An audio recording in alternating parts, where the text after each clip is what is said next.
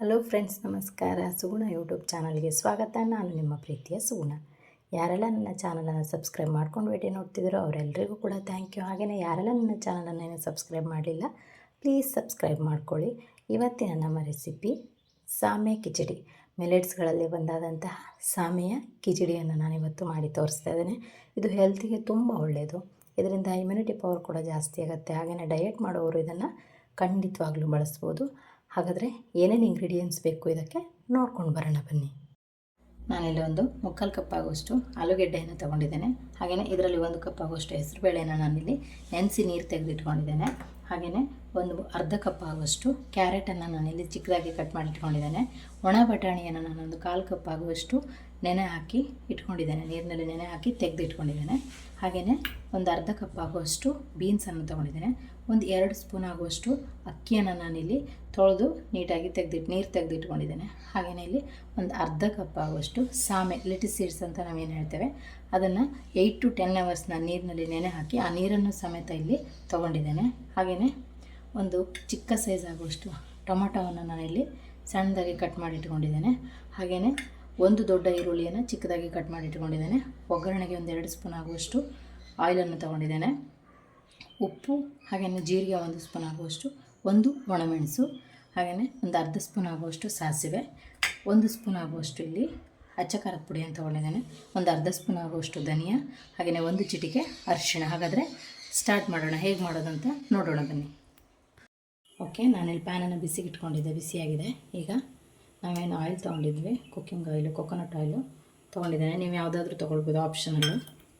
ಇದಕ್ಕೆ ಸಾಸಿವೆಯನ್ನು ತೊಗೊಂಡಿದ್ವಿ, ಅದನ್ನು ಹಾಕ್ತಿದ್ದೇನೆ. ಸ್ವಲ್ಪ ಬಿಸಿಯಾಗಲಿ. ಮತ್ತು ಜೀರಿಗೆ ಏನು 1 ಸ್ಪೂನ್ ತೊಗೊಂಡಿದ್ದೆ, ಹಾಕ್ತಾಯಿದ್ದೇನೆ. ಓಕೆ, ಈಗ ಬಿಸಿಯಾಗಿದೆ. ಈಗ ಇದಕ್ಕೆ ನಾವೇನು ಈರುಳ್ಳಿಯನ್ನು ತೊಗೊಂಡಿದ್ವಿ ಹಾಕ್ತಾಯಿದ್ದೇನೆ.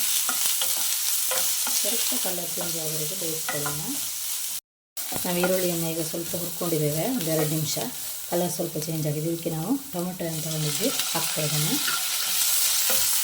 ಸ್ವಲ್ಪ ಇದು ಮೆತ್ತಗಾಗಲಿ.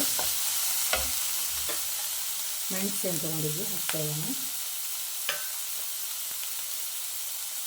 ಆಮೇಲೆ ಖಾರದ ಪುಡಿ ಮತ್ತು ಧನಿಯಾ ಪುಡಿ ಹಾಕ್ತಾಯಿದ್ದೇನೆ.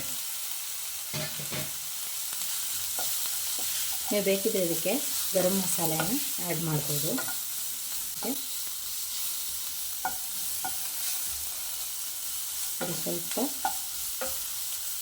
ಬೇಯಲಿ. ಓಕೆ, ಇದು ಕೂಡ ಬಂದಿದೆ. ಈಗ ನಾವು ಕುಕ್ಕರಲ್ಲಿ ಮಿಲೆಟ್ಸ್ ಮತ್ತು ತರಕಾರಿ, ಬೇಳೆ ಎಲ್ಲವನ್ನು 4 ವಿಷಲ್ ಕೂಗಿಸ್ಕೊಂಡಿದ್ವಿ. ಅದು ಚೆನ್ನಾಗಿ ಬೆಂದಿದೆ. ಈಗ ಇದನ್ನು ಒಗ್ಗರಣೆ ಮಾಡಿಕೊಂಡಿದ್ದೆ, ಅದಕ್ಕೆ ಹಾಕೋಣ. ಇದು ತುಂಬ ಗಟ್ಟಿಯಾಗಿದೆ, ಸ್ವಲ್ಪ ನೀರು ಹಾಕೋಣ. ಕಿಚಡಿ ಆಗಿರೋದ್ರಿಂದ ಸ್ವಲ್ಪ ತೆಳುವಾಗಿದ್ರೇ ಚೆಂದ. ನಾನಿಲ್ಲಿ ಮತ್ತೆ 1 ಕಪ್ ಆಗೋಷ್ಟು ನೀರು ಹಾಕ್ತಾಯಿದ್ದೇನೆ. ಬೇಕಿದ್ದರೆ ಮತ್ತೆ ನೀವು ಆ್ಯಡ್ ಮಾಡ್ಕೊಳ್ಬೋದು.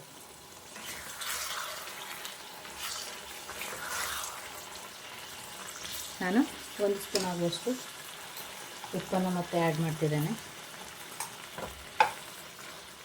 ನೀವು ರುಚಿಗೆ ತಕ್ಕಷ್ಟು ಆ್ಯಡ್ ಮಾಡ್ಕೊಳ್ಬೋದು.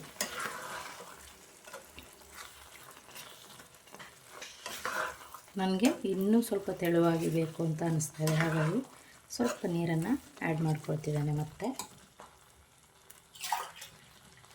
ಅದು ಕುದಿಯೋದ್ರಿಂದ ಮತ್ತೆ ಸ್ವಲ್ಪ ದಪ್ಪ ಆಗ್ಬೋದು, ಹಾಗಾಗಿ ಇನ್ನೂ 1 ಗ್ಲಾಸಷ್ಟು ನೀರು ಹಾಕ್ತಿದ್ದೇನೆ. ನಿಮಗೆ ಬೇಯಿಸ್ಕೊಳ್ಳಿಕ್ಕೆ ಕುಕ್ಕರಲ್ಲಿ ಮತ್ತು ಒಗ್ಗರಣೆಗೆ ಸೇರಿ ಒಂದು 5 ಗ್ಲಾಸಷ್ಟು ನೀರು ಬೇಕಾಗುತ್ತೆ. ಈ ಗ್ಲಾಸ್ನಲ್ಲಿ ಒಂದು 5 ಗ್ಲಾಸಷ್ಟು ನೀರು ಬೇಕಾಗ್ಬೋದು. ಈಗ ನೋಡ್ಬೋದು ಆಗಿದೆ.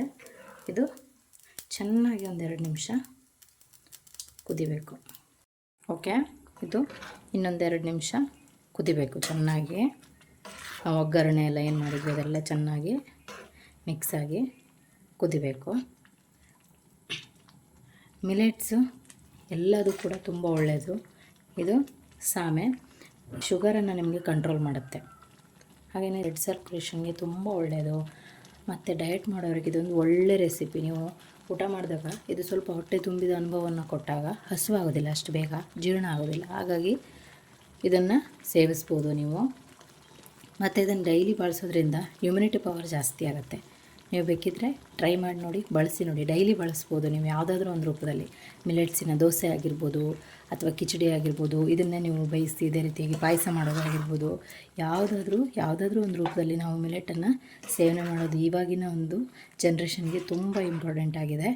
ಹೆಲ್ತ್ ವಿಷಯದಲ್ಲಿ ನೀವು ಕೂಡ ಟ್ರೈ ಮಾಡಿ. ನಾನು ಬೇಕಿದ್ದರೆ ಬೇರೆ ಬೇರೆ ಮಿಲೆಟ್ಸಿನ ರೆಸಿಪಿಗಳನ್ನು ಮುಂದಿನ ದಿನಗಳಲ್ಲಿ ನಿಮಗೆ ಶೇರ್ ಮಾಡ್ತೀನಿ. ಓಕೆ, ಇದೀಗ ಒಂದು 2 ನಿಮಿಷ ಚೆನ್ನಾಗಿ ಕುದಿ ಬಂದಿದೆ. ಈಗ ಇದು ಆಗಿದೆ.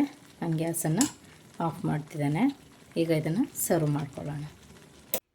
ಇದನ್ನು ಫಸ್ಟ್ ಬಳಸುವಾಗ ಸ್ವಲ್ಪ ನಿಮಗೆ ಡೈಜೆಷನ್ ಸರಿ ಆಗಲ್ಲ ಅಂತ ಅನ್ನಿಸ್ಬೋದು. ಬಟ್ ಯೂಸ್ ಮಾಡ್ತಾ ಹೋದಾಗೆ ಅದು ತುಂಬ ಉಪಯೋಗ ಆಗುತ್ತೆ. ನೀವು ಕೂಡ ಟ್ರೈ ಮಾಡಿ. ಓಕೆ, ಸಾಮೆ ಕಿಚಡಿ ರೆಡಿಯಾಗಿದೆ. ಇದನ್ನು ನೀವು ಕೂಡ ಟ್ರೈ ಮಾಡಿ ಹೇಗಾಗಿದೆ ಅಂತ ನನಗೆ ಕಮೆಂಟ್ನಲ್ಲಿ ತಿಳಿಸಿ. ನನ್ನ ವಿಡಿಯೋವನ್ನು ನೋಡಿದ್ದಕ್ಕಾಗಿ ಥ್ಯಾಂಕ್ ಯು.